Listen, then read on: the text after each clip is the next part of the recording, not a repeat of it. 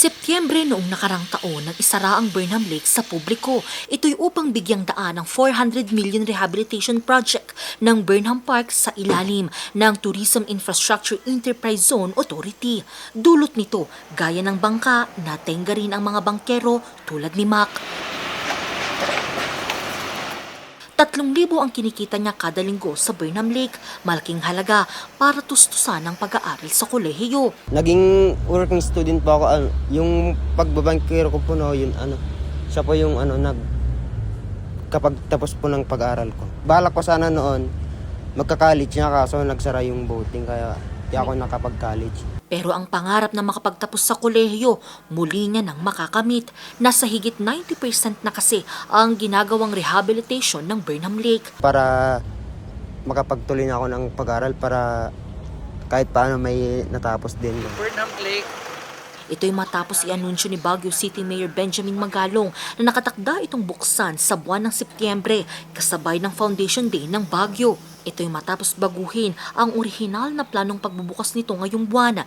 Hindi pa raw kasi sapat ang tubig. Ang percentage ng water niya ngayon is nasa 50% na.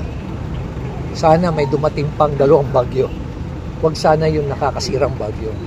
Pero we want more rains para malagyan ng tubig.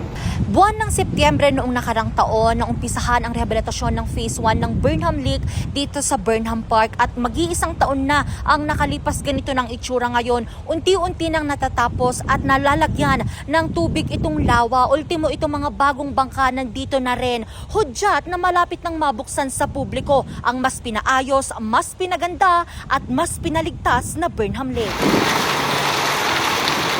Pero gaya ng naunang mensahe ng alkalde, tanging bagong mga bangka lang ang pahihintulutang mag-operate sa bagong Burnham Lake. Bagay na isa na sa pinaghahandaan ng mga boat concessionaire at turista. Sana, parang kumita. Nga po kung gusto nga niya kasumakay, sabi ko tayo nakakulong.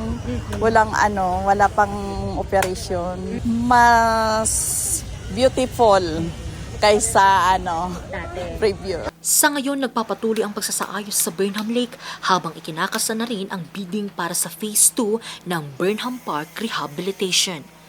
Angel Arquero para sa Nation on the Move.